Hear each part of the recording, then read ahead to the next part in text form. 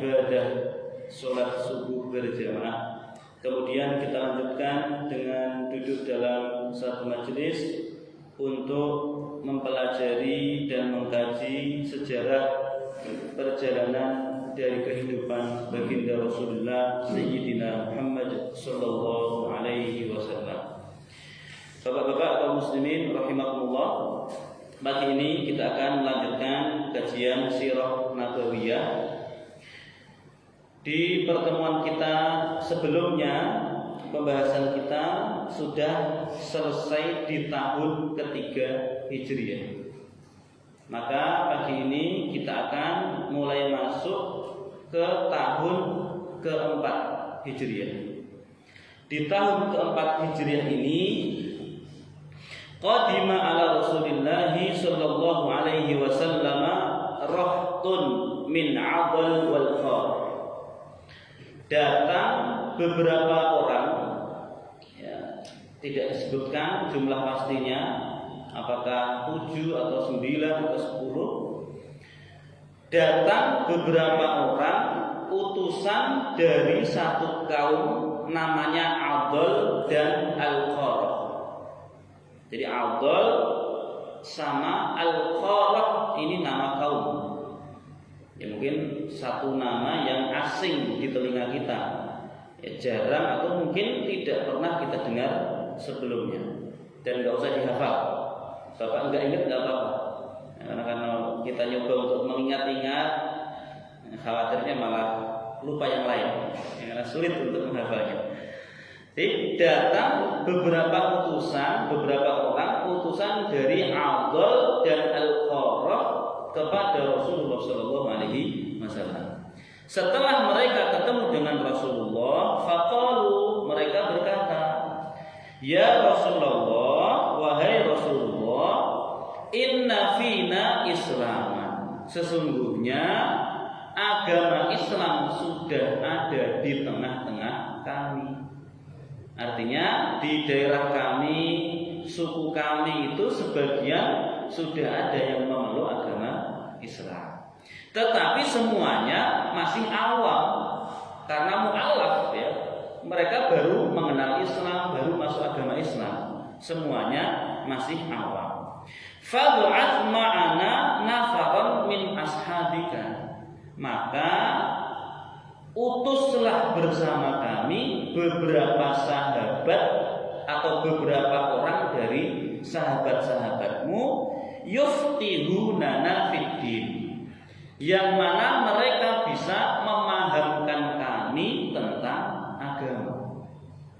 Jadi kalau boleh digambarkan dengan singkat, beberapa orang ini meminta kepada Nabi agar beliau mengirim beberapa guru di tengah-tengah mereka, yang mana nanti guru-guru ini bisa memahamkan agama kepada mereka. Wa yuqri'una al-Qur'an, dan mereka bisa membacakan Al-Qur'an untuk kami. Wa yu'allimunana syara'i'al Islam, dan mereka bisa mengajarkan kami tentang syariat Islam. Nah, kemudian karena Nabi mendapat permintaan demi kepentingan dakwah, ya, minta supaya diutus beberapa orang untuk menjadi guru, tentu ini tidak akan ditolak oleh Rasulullah SAW. Beliau pun mengabulkan dan menuruti apa yang diminta oleh mereka. Faba'atha Rasulullah ma'ahum nafaran sittah min ashabi. Kemudian Rasulullah mengutus 6 orang bersama mereka, 6 orang sahabatnya bersama mereka. Ini ada khilaf di beberapa kitab tarikh atau sejarah mengenai jumlah sahabat yang diutus oleh Rasulullah. Ada yang mengatakan 6, di kitab yang saya baca ini 6. Nanti di kitab yang lain ada yang mengatakan 10. Nah, kita ikuti jumlah yang sedikit saja. Ya, jadi Nabi memilih 6 sahabatnya, lalu diutus untuk berangkat bersama beberapa utusan ini. Keenam sahabat ini siapa? Satu namanya Marsad ibnu Abi Marsad. Yang kedua Khalid ibnul Bakir. Yang ketiga Asim ibnu Thabit. Yang keempat Khubayb ibnu Adi. Yang kelima Zaid ibnu Dathina. Dan yang keenam Abdullah ibnu Tariq. Ini 6 nama ya. Dari 6 nama ini yang pernah Bapak dengar ceritanya atau kisahnya ada nggak? Namanya satu Marsad ibnu Abi Marsad, 2 Khalid ibnu Bakir, 3 Asim bin Thabit, 4 Khubayb bin Adi, 5 Zaid ibnu Dathina, dan yang terakhir Abdullah ibnu Tariq. Ada yang pernah dengar? Nama yang baru semua, nama yang asing semua. Ini karena pemahaman kita atau pengenalan kita terhadap para sahabat ini ya sangat-sangat minim. Kita kalau ditanya sebutkan nama-nama sahabat Nabi, itu paling mandek di angka 4 kok. Abu Bakar, Umar, Utsman, Ali sudah. Yang kelima sudah bingung ini siapa. Padahal sahabat Nabi itu 120.000 lebih. 124.000 lebih. Meskipun yang namanya tidak disebutkan semua.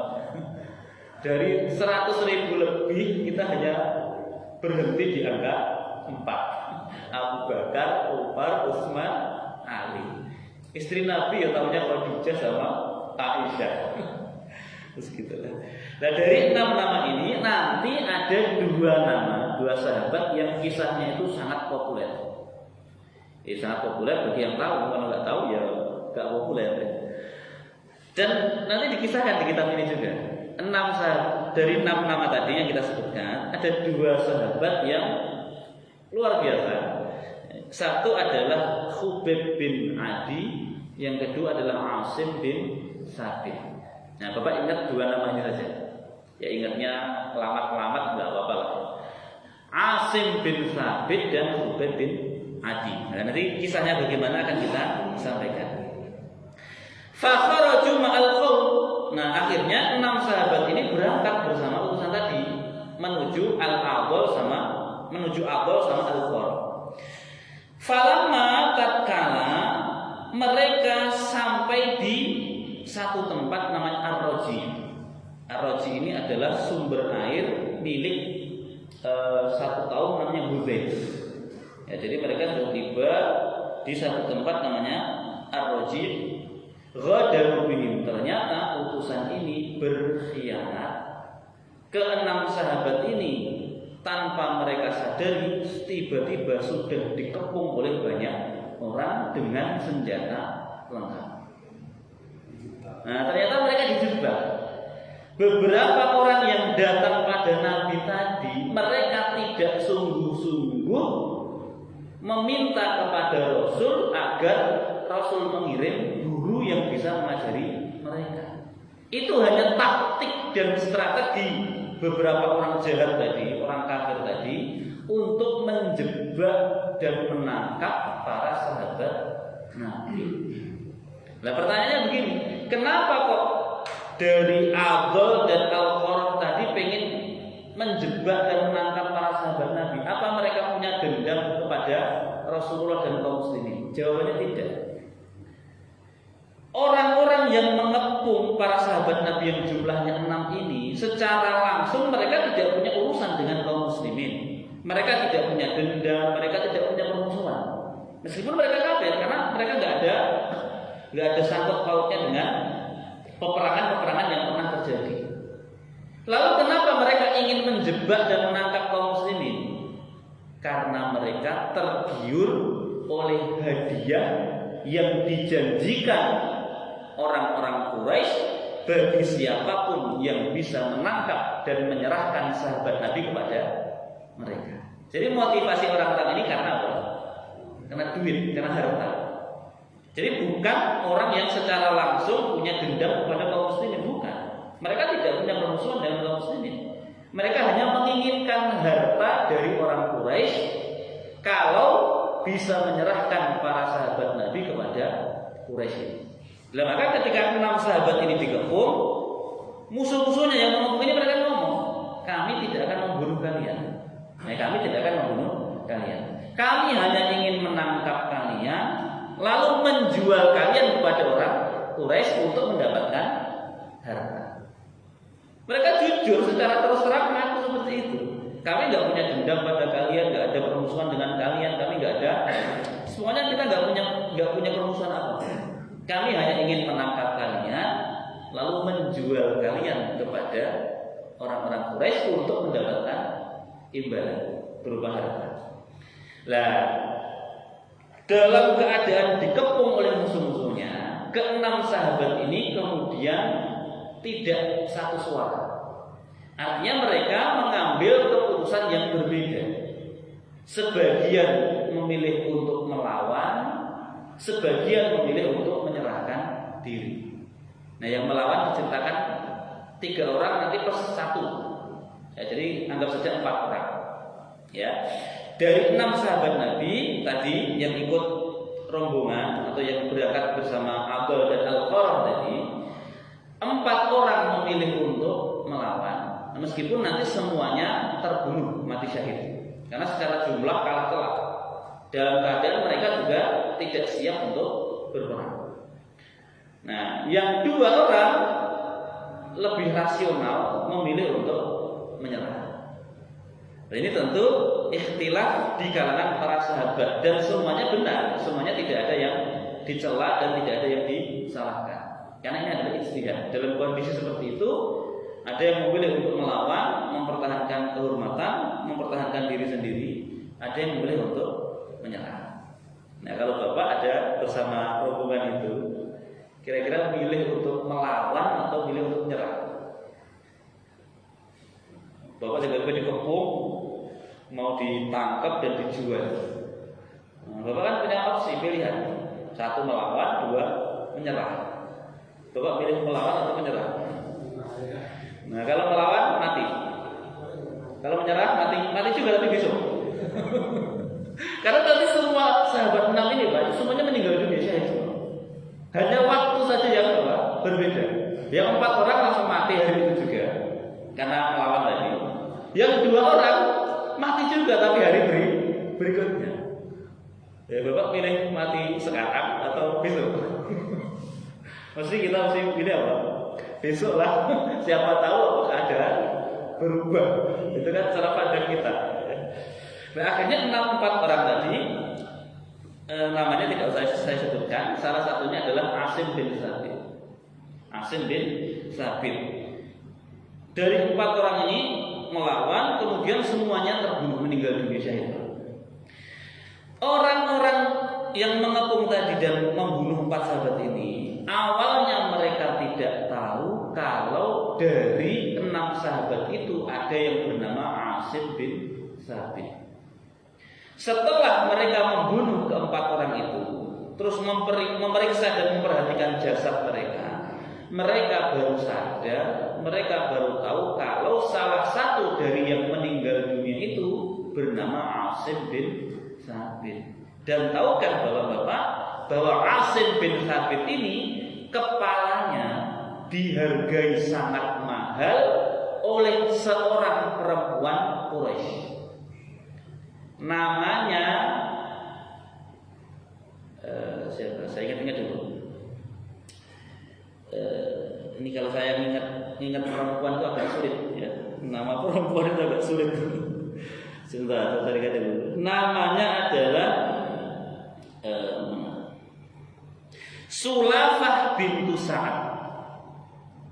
Jadi Sulafah bintu Sa'ad ini punya dendam kesumat kepada Asim bin Sabit sampai dia membuat atau mengumumkan sayembara akan memberikan hadiah yang sangat banyak kepada orang yang bisa membawakan untuknya kepalanya Asim bin Sabit.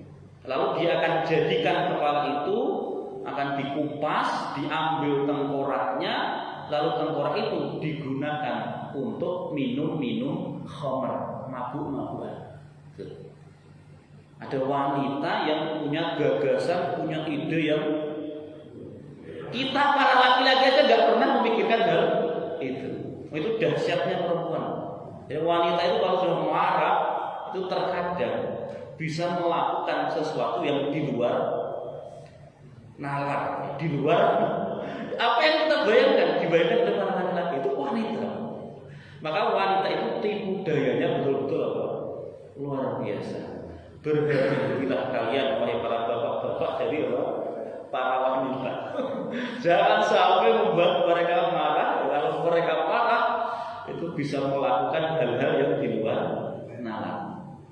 Iya, Siti Zulaikha itu dalam kondisi terjepit, dalam kondisi yang sudah ketahuan saja, itu masih bisa memikirkan strategi untuk menyelamatkan dirinya sendiri.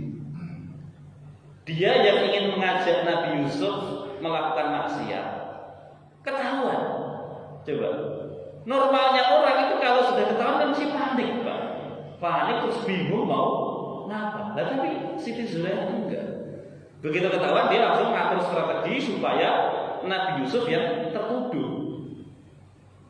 Aku mau diajak maksiat oleh siapa? Kayak gitu. Itu hanya bisa dipikirkan oleh perempuan. Kalau laki-laki kita sudah bapak mau maling, mau nyolong, mau ketahuan udah nyerah, bingung bagaimana menyelamatkan apa? Diri. Tapi wanita ada. Nah, jadi inna kaidakunna azim. Tipu daya kalian oleh para wanita itu betul-betul dahsyat. Ya kayak ini. Sulafanya dia mengumumkan sayembara, siapa yang bisa membawakan untukku kepalanya Asim bin Sabit, ku kasih hadiah yang sangat banyak. Dia orang kaya. Ya. Nanti ku kupas kepalanya, ku ambil tengkoraknya, ku gunakan sebagai wadah gelas untuk minum minuman khamr, mabuk-mabukan. Karena orang Arab jahiliyah dulu untuk mengekspresikan kegembiraan itu dengan apa? Mabuk-mabukan. Jadi kalau hari ini ada orang bahagia, orang sukses, terus untuk mengekspresikan kegembiraannya dengan mabuk-mabukan, itu tradisi jahiliyah. Ya, jahiliyah. Lalu pertanyaan begini, kenapa kok Sulafah ini punya dendam kesumat pada Asim bin Sabit?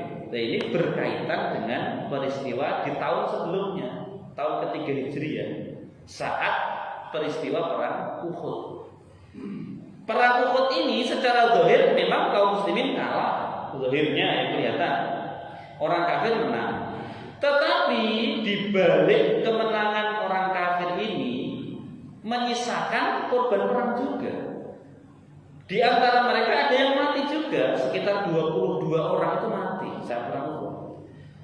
Dan dari 22 orang yang mati ini, di antaranya adalah keluarganya Sulafah bintu Sa'ad ini. Suaminya ikut perang, 2 anaknya ikut perang, dan ketiga-tiganya mati. Jadi setelah perang Uhud selesai, Sulafah ini kan juga ikut. Dia keliling mencari suami dan anak-anaknya. Dia ketemu mendapati suaminya sudah terkapar mati, mendapati anak pertamanya mati juga. Nyari lagi dapat anak yang kedua dalam keadaan sekarat, masih hidup tapi hampir mati. Begitu tahu anaknya masih hidup, langsung dipeluk oleh Sulafah ini. Nah, di sisa-sisa hidupnya, nafas detik-detik terakhirnya, ibunya tanya, anakku siapa yang melakukan ini padamu dan pada bapak serta kakak.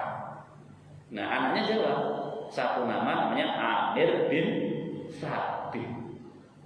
Wah, akhirnya itu, gara-gara itu Sulafah punya dendam yang sangat besar, ya, punya keinginan yang sangat kuat untuk membunuh Asim bin Sabit. Akhirnya dia, itulah karena hartanya banyak, buat sayembara.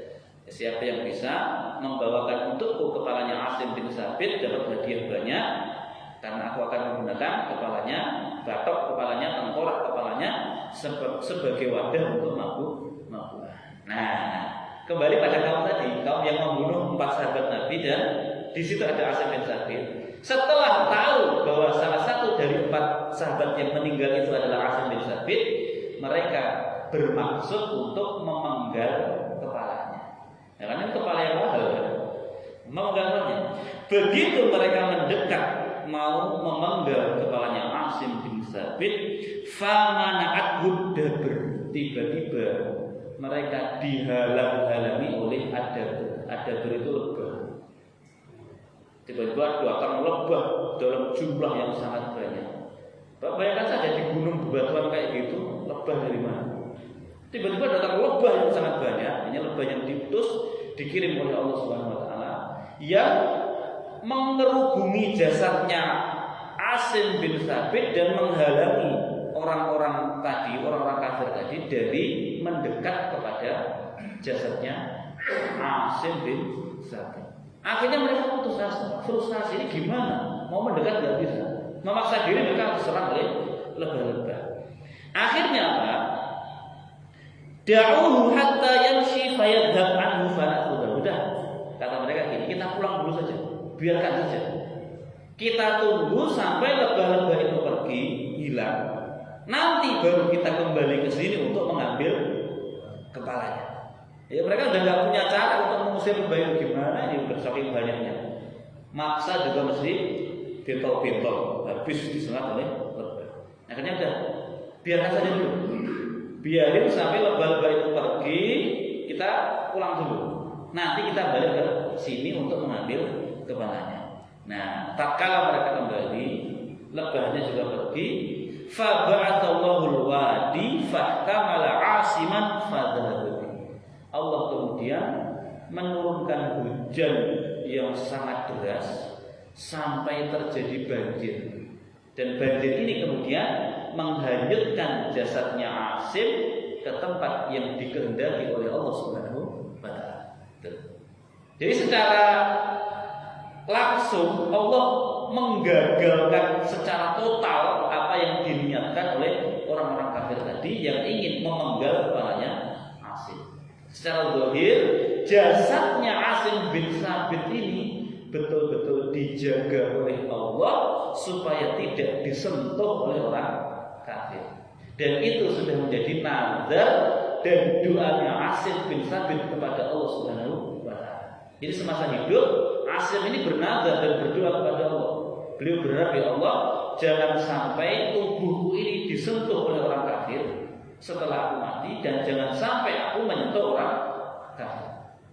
Itu nazar dan harapannya Asim bin Thabit kepada Allah. Dan betul-betul, ya karena beliau betul-betul menjalankan atau menunaikan kewajibannya sebagai hamba, menunaikan apa yang menjadi haknya Allah Subhanahu wa taala, Allah pun penuhi apa yang beliau lakukan. Setelah beliau meninggal dunia, jasadnya dijaga oleh Allah. Ketika ada orang-orang kafir mau memenggal kepalanya, Allah mengirimkan lebah-lebah. Mereka kesulitan.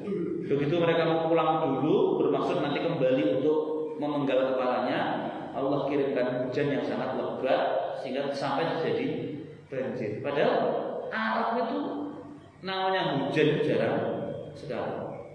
Kalau di Arab kok hujan itu langsung jadi headline berita utama. Nah, kalau di sini hujan kan biasa, di Bogor hujan itu ya memang hari-hariannya apa? Hujan. Nah, tapi kalau di Arab sampai hujan dan hujan yang menimbulkan banjir, itu tentu satu hal yang luar biasa. Ya. Allah betul-betul menurunkan hujan sampai banjir dan kemudian menghanyutkan jasadnya Asim bin Thabit ke tempat yang tidak diketahui oleh siapa. Maka sampai hari ini kuburannya Asim bin Thabit di mana juga tidak ada yang tahu. Baik. Nah, maka nanti setelah kisah ini didengar oleh para sahabat Nabi, Umar bin Khattab beliau memberikan komentar begini. Yahfazullahul 'abdal mu'min. Allah menjaga seorang hamba yang beriman. Itu komentarnya Umar bin Khattab. Begitu tahu apa yang terjadi pada Asim bin Thabit, Allah menjaga hambanya yang beriman. Karena Asim nadhara alla yamassahu musyrikun wa la yamassaka musyrikan abadan fi hayatihi. Asim itu pernah bernazar supaya tidak disentuh oleh orang musyrik dan tidak menyentuh orang musyrik selama-lamanya sepanjang hidupnya. Fa manahu Allahu ba'da wafatihi kama kana aminhu fi hayatihi. Maka Allah mencegah dan menjaga Asim setelah wafatnya sebagaimana Allah menjaganya ketika beliau masih hidup. Nah, ini barokah orang yang menjaga Allah. Ya, orang yang menjaga hak-haknya Allah akan dijaga oleh Allah Subhanahu wa taala. Baik. Nah, akhirnya sudah rencana orang musyrik untuk memenggal kepala Asim ini gagal total. Mereka tidak jadi bisa menyerahkan Asim untuk mendapatkan hadiah. Tersisa 2 orang. 2 orang itu satu namanya Zaid ibn Dathinah tadi, yang kedua adalah Khubayb bin Adi. 2 orang ini ditangkap, kemudian dibawa ke Mekah untuk dijual. Nah, dari sekian banyak orang Quraisy ada yang betul-betul dendam kepada 2 orang ini. Ini dari keluarga yang berbeda. Nah, Zaid bin Dathinah dibeli oleh orang Quraisy, kemudian dieksekusi. Dieksekusinya dimutilasi, entah dipenggal, entah dikuliti, entah dipotong satu-satu. Nah, ketika Zaid bin Dathinah ini mau dieksekusi, dia dibawa keluar kota Mekah ke satu tempat namanya Tan'im. Nah, hari ini Tan'im itu ada masjid namanya Masjid Aisyah atau Masjid Tan'im, merupakan satu tempat yang dijadikan miqat. Miqat itu tempat untuk mengambil niat umroh bagi orang-orang yang ingin melaksanakan ibadah umroh. Jadi kalau Bapak berada di kota suci di Mekah, pengen umroh, itu harus mengambil niat umroh itu harus keluar dari Mekah dulu. Tidak boleh Bapak di hotel terus niat labbaik Allahumma umrotan, itu tidak sah. Niat umrohnya tidak sah. Nah, kalaupun memaksa lanjut nanti harus bayar apa? Bayar denda. Nah, kalau pengen niat umroh harus keluar dulu. Nah, yang terdekat itu ada di Tan'im. Di sana ada Masjid Aisyah. Nah, Bapak ke situ dulu, sholat 2 rakaat misalnya, terus naik kendaraan sambil mengucapkan niat. Labbaik Allahumma umratan ya Allah, aku penuhi panggilanmu untuk melaksanakan ibadah umrah. Kenapa kok di situ? Karena itu sudah di luar kota suci, di luar tanah suci, tanah. Nah, orang musyrik, orang kafir Quraisy, ketika mereka ingin menumpahkan darah, membunuh orang, mereka masih menjaga kehormatan tanah haram. Maka mereka melakukannya di luar tanah haram. Dibawa oleh Zaid bin Dathinah ke Tan'im, di sana dia diikat kemudian dieksekusi, disaksikan oleh banyak orang. Nah, sementara sahabat satunya lagi namanya Khubayb bin Adi dieksekusi di hari yang berbeda. Di Tan'im juga, di situ juga. Nah, di hari yang berbeda itu dua Zaid bin Dathinah.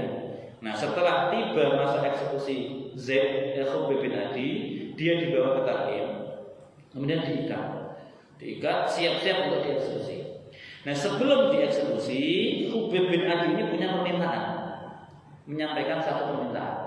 Kalau sekarang ya seperti apa, permintaan terakhir sebelum dieksekusi. Dia minta apa? Kalau boleh, izinkan aku sholat 2 rakaat sebelum kalian membunuhku. Jadi permintaannya nggak macam-macam, nggak minta. Kalau hari ini kan tergantung orangnya kan. Ada orang misalnya dia melakukan kejahatan terus dijatuhi hukuman mati. Nah, sebelum dieksekusi kan dikasih permintaan terakhir. Kalau bukan orang beriman, mintanya kan masih aneh-aneh. Minta makanan yang enak, minta bisa nginep di hotel dulu, bisa ketemu istrinya dulu, ya. Tapi karena ini orang mukmin sahabat, sebelum dieksekusi dia minta satu hal, izinkan aku sholat 2 rakaat. Mintanya juga sholat 2 rakaat, enggak sholat 11 rakaat ya, atau 23 rakaat. Akhirnya beliau sholat, diizinkan dan dibiarkan. Sholat 2 rakaat, 2 rakaat yang khusyuk, yang bagus, yang indah. Tapi Khubayb bin Adi sengaja tidak melama-lamakan sholat. Beliau membaca surat-surat pendek saja. Alasannya kenapa kira-kira? Kalau Bapak ada di posisi Khubayb bin Adi, sebelum dieksekusi boleh sholat, kira-kira Bapak sholatnya lama atau sebentar? Saya kan Al-Baqarah, saya masih dekat pertama saya Al-Baqarah 2 jam. Dekat kedua Al-Imran 2 jam lagi. Lumayan kan bisa mengulur waktu 4 jam. Itu kalau kita, karena kita takut mati. Nah, Khubayb bin Adi sengaja beliau tidak melamakan sholatnya. Kenapa? Beliau ingin menunjukkan pada orang-orang kafir itu bahwa aku tidak takut mati. Jadi beliau setelah selesai ngomong, aku ini kurang lebih maknanya begini. Aku ini sengaja mempercepat sholatku supaya kalian tahu bahwa aku sholat itu bukan karena aku takut mati. Ya kan mesti beda. Kalau orang takut mati mesti sholatnya di lama-lamain. Mumpung dikasih kesempatan, Paling tidak bisa ngulur-ngulur apa masa hidupnya. Tapi Khubayb beliau sengaja, aku sholatku cepat karena ingin menunjukkan pada kalian bahwa aku sholat itu bukan karena takut mati. Kalau seandainya aku takut mati, mesti aku milih untuk melamakan sholatku. Wong sahabat Nabi Khubayb bin Adi kan yo ahlul Quran, hafalannya mesti banyak.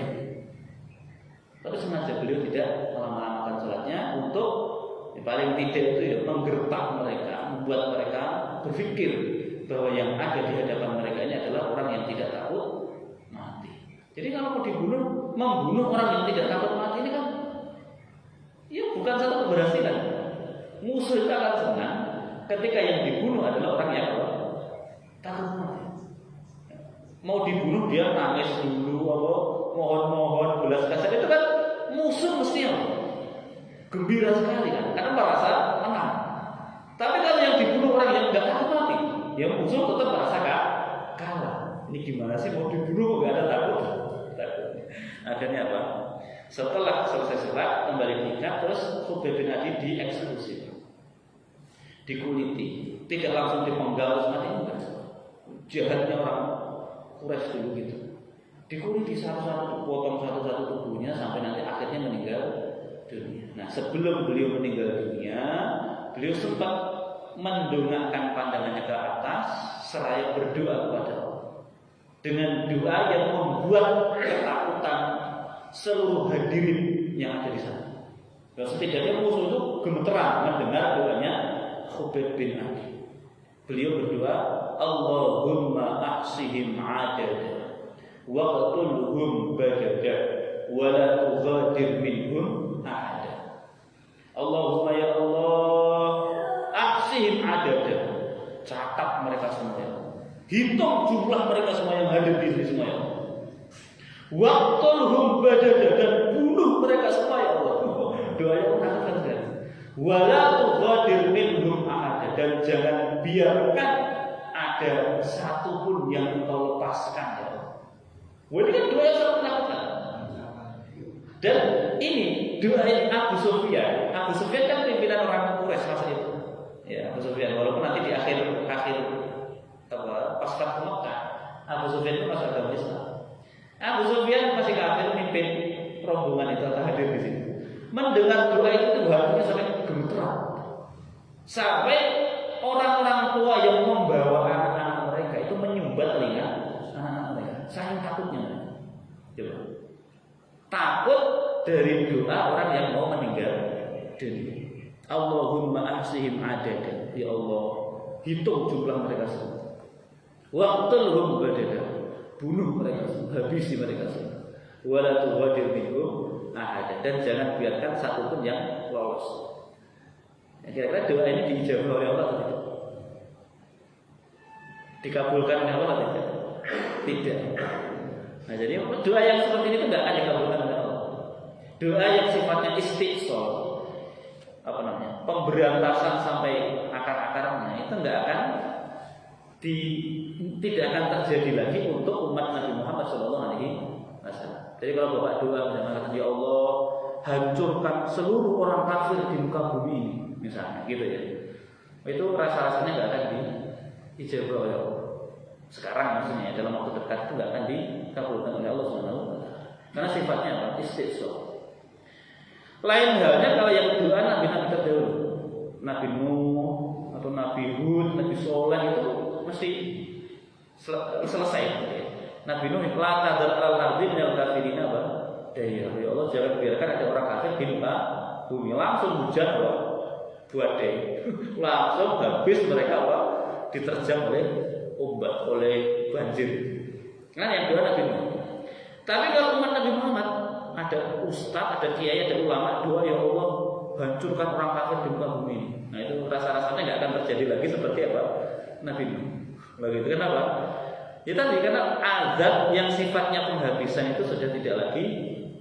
Ini rahmatullah untuk umat Nabi Muhammad. Karena kita ini umat yang marhumah, umat yang dirahmati, yang diberkahi.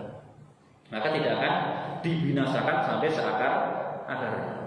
Gitu ya. Itu doanya Syekh Khubayb bin Adi. Nah, meskipun tidak dijawab oleh Allah doa itu, ya setidaknya sudah menggetarkan dan membuat takut orang-orang musyrik, orang-orang kafir. Nah, salah satu yang ketakutan yang hadir di situ itu ada seorang namanya Sa'id bin Umair. Nah, Sa'id bin Umair ini masih musyrik, Pak. Walaupun nanti endingnya beliau masih Islam. Jadi salah satu yang hadir nonton proses eksekusi Khubayb bin Adi ini ada seorang namanya Sa'id bin Umair. Gara-gara melihat bagaimana Khubayb bin Adi dieksekusi dan mendengar doa yang dibaca ataupun diucapkan oleh Khubayb bin Adi, membuat Sa'id bin Amir ini berhari-hari gak bisa tidur. Betul-betul teringat kebayang-bayang ketakutan. Beliau gak bisa tidur, makan gak enak. Akhirnya hal itu membuat Sa'id bin Amir ini, Sa'id bin Umair ini, Sa'id bin Amir apa bisa Umair? Sa'id bin Amir, bukan Umair, Sa'id bin Amir al-Jumahi. Nah, membuat beliau ini akhirnya apa? Memikirkan, mengangan-angan. Kok ya ada orang seperti Khubayb bin Adi yang begitu mencintai Nabi Muhammad seperti cintanya beliau kepada Muhammad. Sampai-sampai ada ucapan Abu Sufyan gini, melihat keteguhan para sahabat Nabi yang rela mati demi Nabi itu gini. Ma ra'aitu ahadan minan nasi yuhibbu ahadan ka hubbi ashabi Muhammadan. Kata Abu Sufyan dan orang-orang kafir ini, aku belum pernah melihat ada seseorang mencintai orang lain seperti cintanya para sahabat kepada Muhammad. Cinta yang sampai membuat mereka rela mengorbankan nyawa. Itu ditunjukkan oleh para sahabat. Kalau kita ngaku cinta Nabi kan ya baru sebatas pengakuan, pembuktiannya belum ada. Kita belum diuji seperti mereka. Tapi kalau sahabat, sebagian sahabat itu pembuktian cinta mereka itu sampai harus mengorbankan nyawa. Termasuk Khubayb bin Adi ini. Karena ketika dikuliti, mau disembelih itu, dia juga ditanya, kamu mau nggak seandainya Muhammad itu menggantikan tempatmu di sini? Kamu bebas, tapi digantikan oleh Muhammad. Dia dengan tegas, demi Allah, aku tidak rela, tidak akan senang kalau Nabi terkena duri di badannya, sekedar terkena duri. Sementara aku hidup enak bersama keluarga. Buru-buru mau disembelih, mau dibunuh. Nabi terkena duri pun aku tidak rela, kata Khubayb bin Adi. Dan juga Zaid bin Dafinah. Maka sampai ada ucapan, ma ra'aitu ahadan minan nasi yuhibbu ahadan ka hubbi ashabi Muhammad. Aku belum pernah melihat ada orang mencintai orang lain seperti cintanya sahabat pada Muhammad. Kok ada orang mencintai seperti itu? Nah, akhirnya apa? Kembali pada Sa'id bin Amir tadi, beliau merasa Muhammad itu kayak apa sih? Kok ada orang seperti Muhammad yang dicintai oleh para sahabatnya dengan cinta yang seperti itu. Nah, buah dari perenungan dan pemikiran itu akhirnya menuntun Sa'id bin Amir masuk agama Islam. Jadi dibalik berita duka wafatnya seorang sahabat Nabi ini, ya ada berita yang menggembirakan. Ternyata itu menjadi inspirasi, menjadi sebab beberapa orang masuk agama Islam. Dan salah satu yang paling terkenal adalah Sa'id bin Amir al-Jumahi. Betul. Dan ini nanti setelah masuk agama Islam, beliau belajar, dan beliau kemudian hidupnya sederhana sekali. Karena Islam telah menuntun dia untuk menjadi pribadi yang sederhana. Sampai nanti Sa'id bin Amir ini di masa kekhilafahan Umar bin Khattab, ketika Umar bin Khattab jadi khalifah, beliau ditunjuk untuk menjadi gubernur. Masa dahulu untuk jadi pejabat yang memimpin provinsi, kalau sekarang ya, itu ditunjuk oleh khalifah. Jadi bukan melalui proses pemilu atau apa, ditunjuk. Ya, Sa'id bin Amir ditunjuk untuk jadi khalifah, padahal beliau bukan orang kaya. Secara zahir hidupnya sederhana, bahkan cenderung miskin. Ya, ditunjuk jadi gubernur. Awalnya beliau menolak karena memang ulama itu di masa dahulu tidak berusaha untuk menjauhi jabatan. terus dimarahi oleh Umar bin Khattab. Nah, kalau kamu nggak mau, kalau orang soleh kok nggak mau memimpin, terus nanti yang memimpin siapa? Iya kan? Kalau orang soleh, orang baik kok nggak mau ditunjuk, diangkat jadi pemimpin, nah nanti yang jadi pemimpin adalah orang-orang yang tidak baik. Nah, jadi cara pandang kayak gitu kan sudah ada sejak zaman dahulu. Nah, makanya kita harus mengapresiasi, menghargai saudara-saudara kita, teman-teman kita yang memilih berjuang melalui jalur apa? Jalur politik misalnya. Ya karena kita tidak bisa menutup mata bahwa ketika mereka berkuasa atau punya jabatan itu akan lebih mudah untuk menegakkan keadilan dibanding kita yang keluar-keluar. Iya kan? Misalnya di sini ada tempat maksiat, kita bisa apa? Bapak bukan pejabat, bukan tokoh, misalnya. Terus di sini ada tempat maksiat, kita bisa apa? Paling berdoa, mengutuk, paling banter demo, ya kan? Tapi kalau bapak gubernur, bapak wali kota tinggal tanda tangan, tempat ditutup kan selesai. Nah semacam itu politik yang digunakan untuk apa? Untuk kebaikan, untuk amar ma'ruf nahi munkar. Nah maka ya kita harus apresiasi mereka. Ya pak nggak setuju ya boleh, bapak nggak cocok nggak mau ya boleh silakan. Tapi jangan kemudian menggembosi mereka. Ya, orang-orang soleh itu kalau ingin jadi pemimpin, ya kita harus husnudzon dalam niat mereka betul-betul ingin apa? Amar ma'ruf nahi munkar, ingin berjuang melalui jalur politik, jalur kekuasaan. Karena itu lebih nyata dampaknya dibanding kita yang itu tadi menyampaikan ini nggak boleh, itu nggak boleh. Nah kalau penguasa kan tinggal tanda tangan, tempat klub malam tutup, segel, selesai. Nah kalau kita biasanya teriak-teriak, menuntut lagi itu, dan itu pentingnya apa? Orang-orang soleh duduk di kekuasaan. Tapi asal betul-betul soleh dan niatnya juga benar-benar ingin berdakwah. Gitu ya. Nah, akhirnya Sa'id bin Amir tadi beliau bersedia untuk apa? Menjadi gubernur. Gubernur di mana? Di Kuwaifah. Namanya Himso. Himso itu berada di Kufah. Kufah itu di Irak. Ya, jadi berangkat ke Kuwaifah. Himso itu julukannya adalah Kuwaifah. Kufah kecil di sana. Menjadi gubernur bertahun-tahun di sana, tidak ada keluhan dari masyarakat, tidak ada berita-berita miring tentang Kuwaifah ini. Sampai akhirnya ketika Umar bin Khattab di Madinah, datang orang-orang Kuwaifah ini ke Madinah untuk menghadap pada Umar bin Khattab. Ternyata yang datang ini adalah orang-orang miskin. Orang-orang miskin datang ke Madinah untuk meminta bantuan materi kepada siapa? Umar bin Khattab. Jadi kami datang ya Khalifah, kami dari Himso, dari Kuwaifah. Kami ingin meminta bantuan untuk saudara-saudara kami, tetangga-tetangga kami yang miskin. Terus kata Umar apa?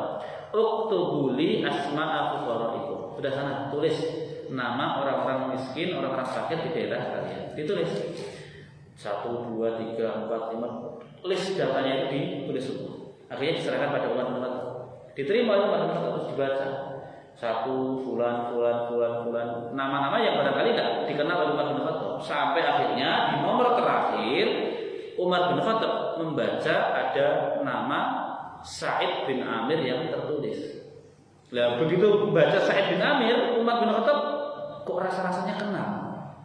Tapi beliau saksi ini yang itu bukan ya. Makanya ditanya, Sa'id bin Amir, Pak Sa'id bin Amir. Ini Sa'id bin Amir siapa ini? Kalau mereka menjawab, Amiruna, beliau adalah gubernur kami. Tambah sok waget Umar bin Khattab. Amirukum fakir, gubernur kalian itu miskin. Kok bisa gubernur kalian apa? Miskin. Terus makanya benar. Buktinya apa? Buktinya kami tidak melihat, berhari-hari tidak melihat apa? Sering sekali ya berhari-hari tidak melihat rumah atau dapur gubernur kami itu apa? Keluar asap. Dapurnya nggak ngebul. Artinya keluarganya berhari-hari nggak bisa apa? Masak. Ditambah lagi hidupnya sederhana. Mendengar itu Umar bin Khattab apa? Nangis loh. Umar yang terkenal garang, tegas, des itu nangis. Kenapa? Karena beliau yang menunjuk Sa'id bin Amir untuk menjadi gubernur. Padahal ini pertanyaan. Gubernur di masa dulu itu digaji atau dapat gaji atau dapat gaji, Pak? Dapat gaji. Kok bisa gubernur miskin? Berarti miskinnya karena apa? Karena pilihan atau keadaan? Pilihan. Jadi Sa'id bin Amir ini begitu dapat gaji langsung habis untuk siapa? Rakyatnya. Untuk orang-orang miskin dari kalangan rakyatnya. Beliau memilih untuk hidup sederhana, bahkan lebih cenderung ke arah lebih dekat pada kemiskinan. Jadi beliau miskin karena pilihan, bukan karena keadaan. Nah, dan itu sulit Pak. Miskin karena memilih itu sulit Pak. Lebih gampang miskin karena apa? Keadaan. Dan bagus kita ini miskin karena apa? Keadaan. Ada nggak di antara kita yang berani Allahumma ahyini miskina wa amitni miskina wa syurni ma'al masakin. Ya Allah, hidupkan aku dalam keadaan miskin, matikan aku dalam keadaan miskin, dan kumpulkan aku nanti bersama orang-orang miskin. Itu doanya Nabi loh. Bapak ngikuti sunnah Nabi enggak? Lah, Bapak punya jawab, wah kalau untuk itu nggak usah doa, sudah dikasih. Lah ya kita kadang-kadang ya tadi Pak, kita ngikuti sunnah Nabi itu pilih-pilih. Doa-doa Nabi yang kelihatannya enak, sesuai hawa nafsu kita contoh, gitu kan? Tapi Nabi juga kayak gitu Pak. Ya Allah, hidupkan aku dalam keadaan miskin, matikan aku dalam keadaan apa? Miskin, dan bangkitkan aku bersama orang-orang miskin. Itu kan Nabi loh. Tapi kita nggak pernah mendoa. Ada imam doa dengan doa itu. Bagi yang paham, nggak amin ya Allah, nggak amin. Dan seperti itu bahayanya. Baiklah, nanti ada kejadian yang menarik ya berkaitan dengan Sa'id bin Amir ini. Coba nanti kita sambung di pertemuan yang akan datang. Jadi masih nanti di pertemuan berikutnya kita nyambung sedikit tentang Sa'id bin Amir ini. Insyaallah, wallahu a'lam bishawab. Sampai di sini sudah siap, kita cukupkan. Sebelum kita akhiri, barangkali ada pertanyaan dari teman-teman.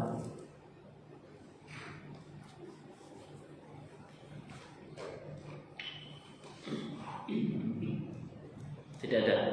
Baik, kita tutup dengan doa kafaratul majelis. Subhanakallahumma wa bihamdika asyhadu an la ilaha illa anta astaghfiruka wa atubu ilaik. Assalamualaikum warahmatullahi wabarakatuh.